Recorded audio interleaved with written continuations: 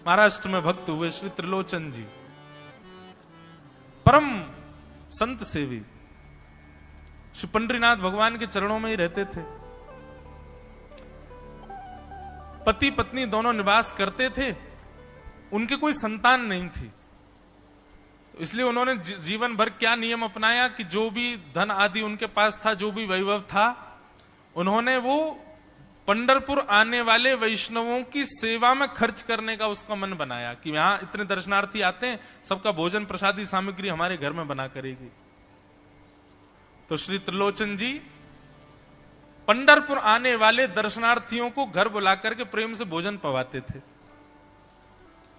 और जितने भी दर्शनार्थी दर्शन करके पंढरपुर से जाते थे, वो अन्य संतों को कह देते, बोले कहां जा रहे हो? बोले पंढरपुर जा रहे हैं। बोले भैया पंढरपुर जा रहे हो तो त्रिलोचन जी के यहां जाना, उनके यहां भोजन प्रसादी बहुत बढ़िया संतों के अनुकूल बनाते हैं।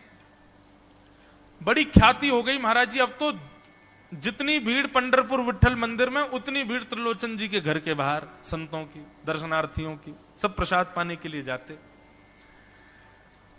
त्रिलोचन जी और उनकी पत्नी बड़े प्रसन्न कि इतने संतों की सेवा हम कर पा रहे हैं, ये हमारा सौभाग्य है। धीरे धीरे दोनों वृद्ध अवस्था को प्राप्त हो गए।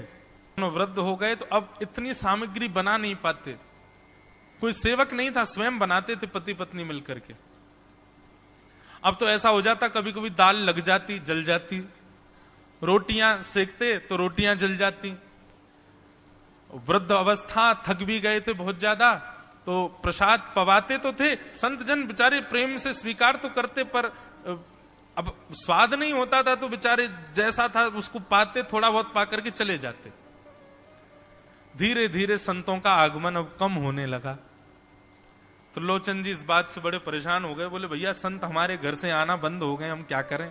तो श्री त्रिलोचन जी महाराज ने बाहर एक बड़ा सा कुछ होर्डिंग जैसा लगा दिया, उस पर लिख दिया कि अंदर कोई संत सेवा आदि के लिए एक सेवक की आवश्यकता है।